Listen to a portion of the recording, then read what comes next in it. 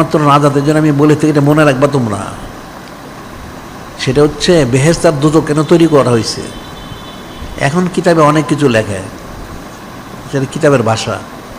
আসল হচ্ছে বেহেশত হচ্ছে ওই সমস্ত লোকদের জন্য যারা নূরে মুজাসসাম হাবিবুল্লাহ হুজুর পাক সাল্লাল্লাহু আলাইহি ওয়াসাল্লামের প্রতি মহব্বত স্থাপন করতে পারবে। সুবহানাল্লাহ। তারা অবশ্যই তারা জান্নাতি হবে। সুবহানাল্লাহ। আর জাহান্নাম হচ্ছে ওই সমস্ত লোকদের যারা চরম বেয়াদব, তাদের জন্য জাহান্নাম। নাউজুবিল্লাহ।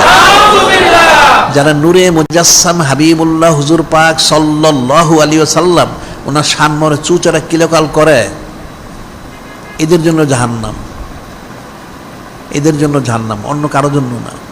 একটা লোক যত কিছুই করুক, নিসবত করব ছাড়া তার কোনো আমল কোনোদিন কবুল হবে না।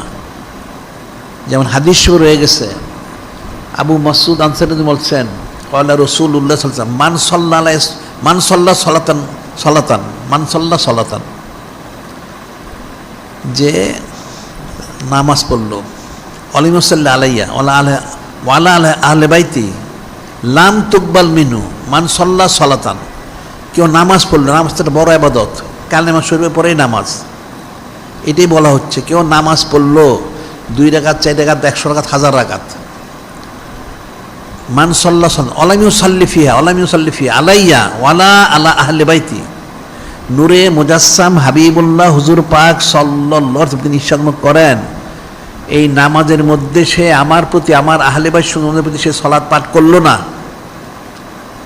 এই নামাজের মধ্যে সে আমার প্রতি নূরে মুজাসসাম হাবিবুল্লাহ হুজুর পাক সাল্লাল্লাহু আলাইহি ওয়াসাল্লাম ওনার প্রতি এবং ওনার মহাসম্মানিত হযরত আহলু বাইত শরীফ আলাইহিমুস সালাম ওনাদের প্রতি সে সালাত পাঠ করলো না, তার এই নামাজ কিয়ামত পর্যন্ত কোনোদিন কবুল হবে না। নাউজুবিল্লাহ।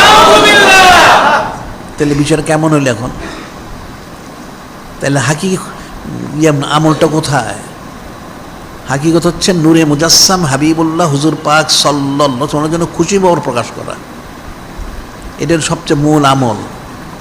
এই আমল যদি ঠিক মতো করতে পারে তাহলে তার সমস্ত ইবাদত বন্দেগী নামাজ কালাম সব কবুল হবে। সুবহানাল্লাহ।